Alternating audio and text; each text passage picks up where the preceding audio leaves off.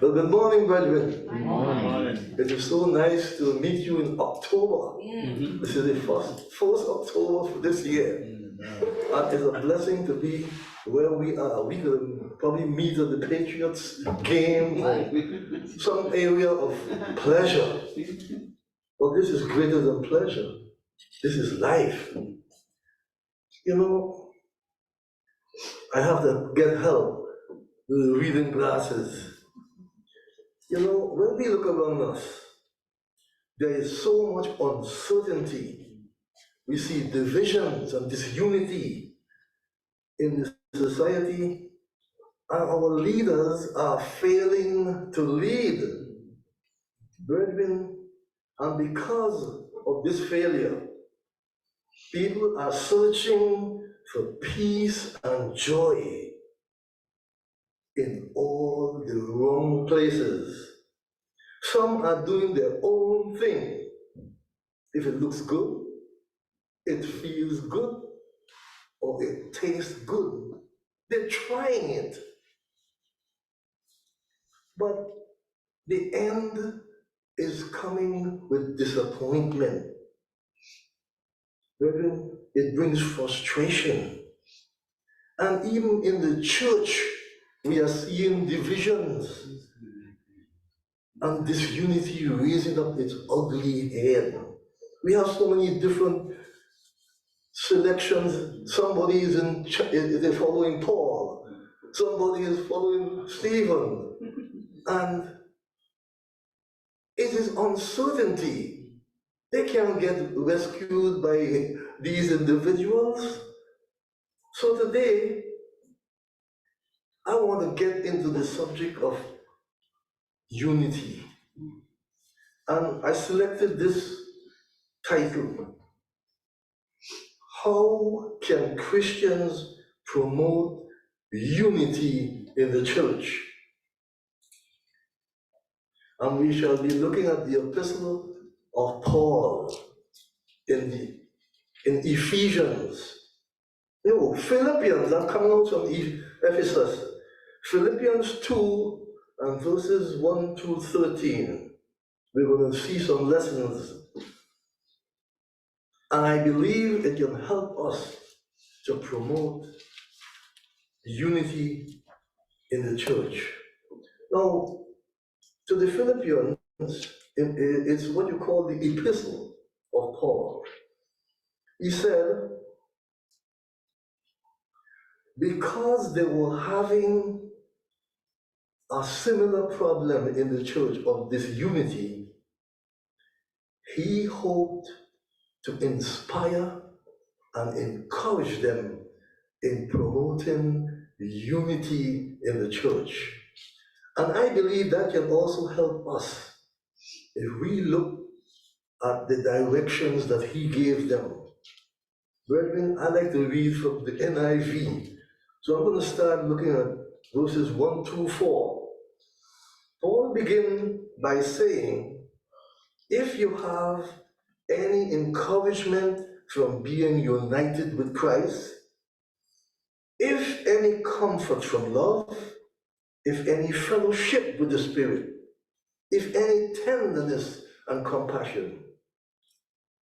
Brethren, then he said, make my joy complete by being like-minded, having the same love, being one in spirit and purpose. Verse 3.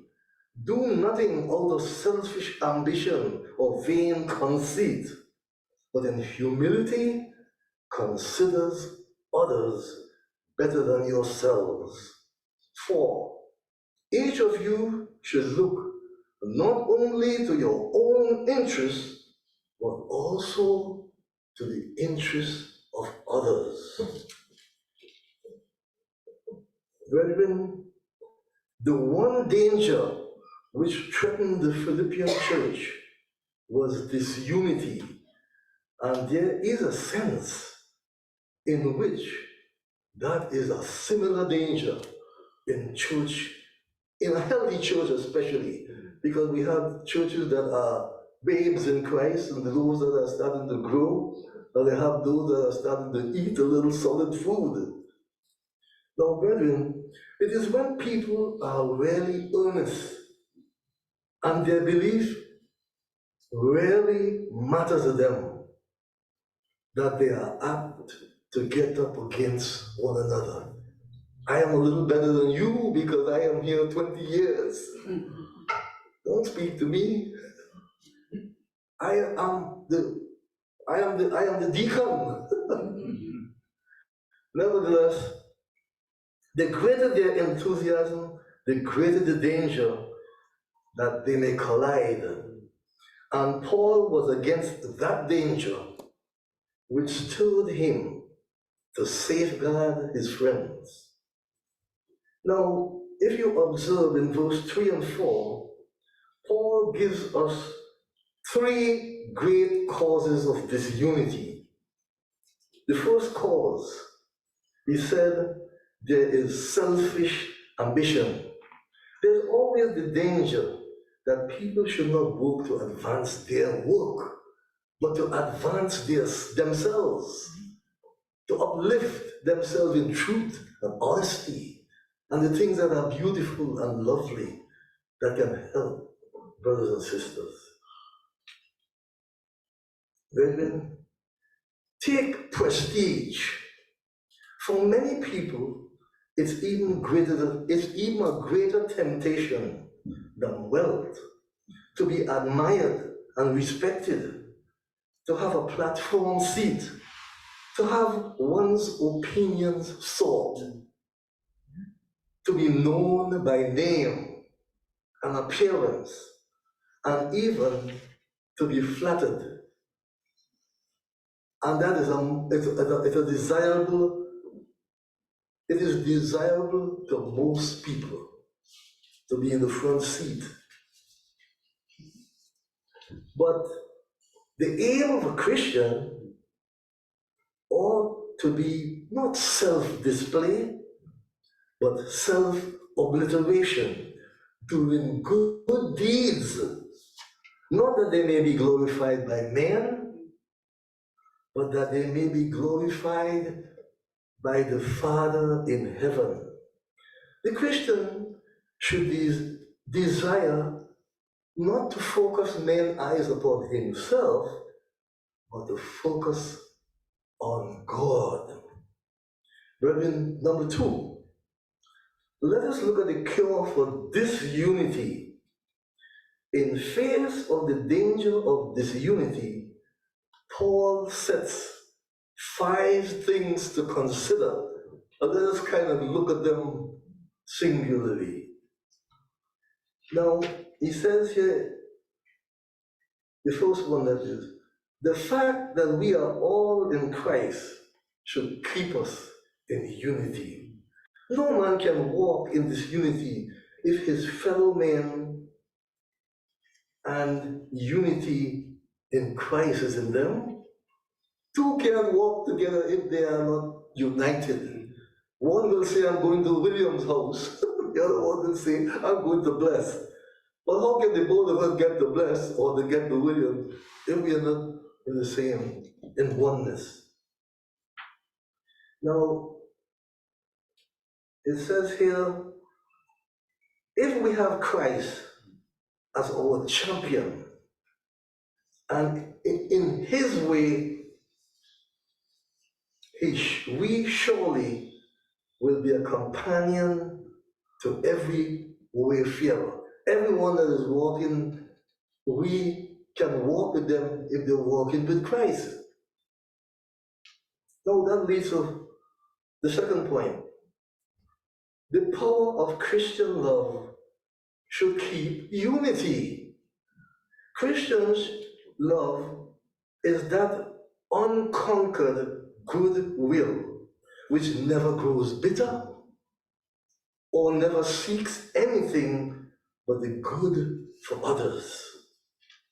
Brethren, it is not a mere reaction from the heart as human love.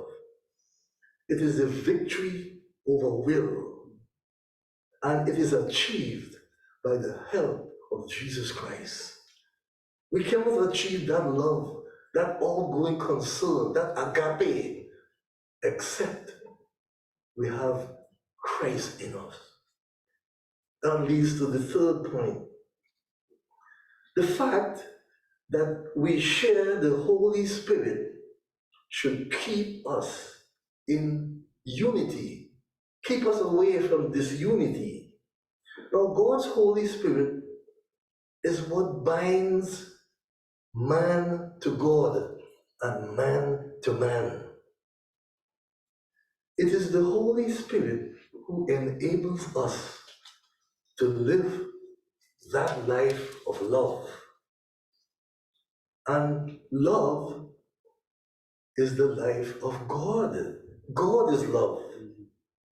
Point number 4, the existence of human compassion should keep men from disunity. We were meant to have fellowship together, not tearing each other apart like animals do. And that leads to the 5th point. And that was Paul's last appeal was personal. And there can be no happiness for him, he said, so long as he knows that there is this unity in the church. Brethren, the church in Philippi was very dear to Paul. So he was all out to give them some guidelines to keep them united. You know, there's a saying, united we stand and divided we fall. I like that. It's beautiful. Now, he said, if they would complete his joy, let them complete their fellowship with each other. Paul did not threaten the Christians in Philippi, but he was appealing to them to love each other. And, you know, and loving each other, and it ought to be the destiny and the direction of pastors to get unity, to help people united with each other through love. Now let us look at the true God and the true manhood of God. Bear with me, ladies and gentlemen. It says here in verses 5 and 6, we're going to look here. Paul says, your attitude should be the same as Jesus Christ, who being by nature God, he did not consider equality with God something to be grasped.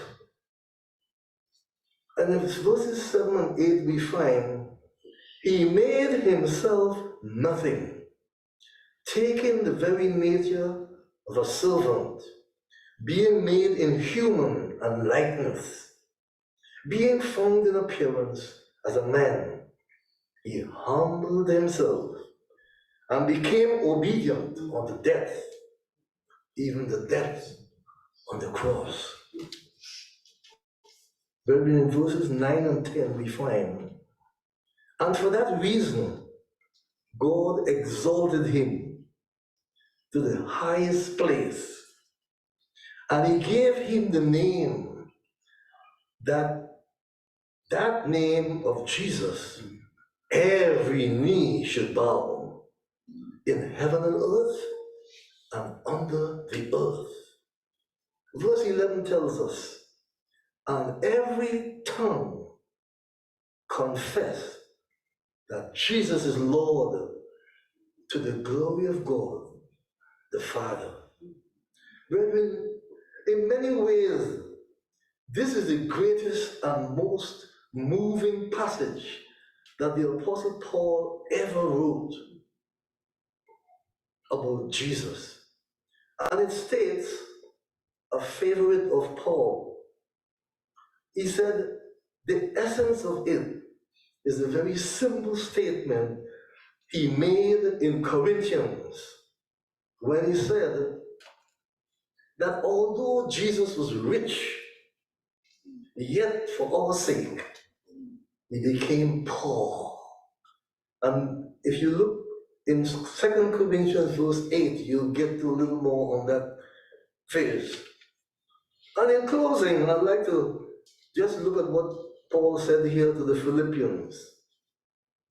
He said, live in harmony, to lay aside their discords, to shed personal ambitions and their pride, their desire for prominence and prestige, and to have their hearts humble, selfless desires to serve. And that was the essence of Jesus Christ. Remember, he was mingling with the poor and the lame and the maimed.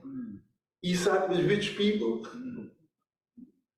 Now, brethren, what Paul has done to the Philippian Christians, he gave them the tools by which they can promote unity in the church. And we too should strive to come in unity and to be humble before the throne of grace. And we should go and ask the Lord to help us to promote unity in the church. And by his grace and glory, we know together we can walk in unity. Brethren, let's say thank you to Jesus. Please join me. Father, we thank you so much for opening our minds and helping us to remain teachable. As we go from day to day, Lord, help us to be able to reach out to someone and tell them that Jesus loved them. And what he did for us, he can surely do for them.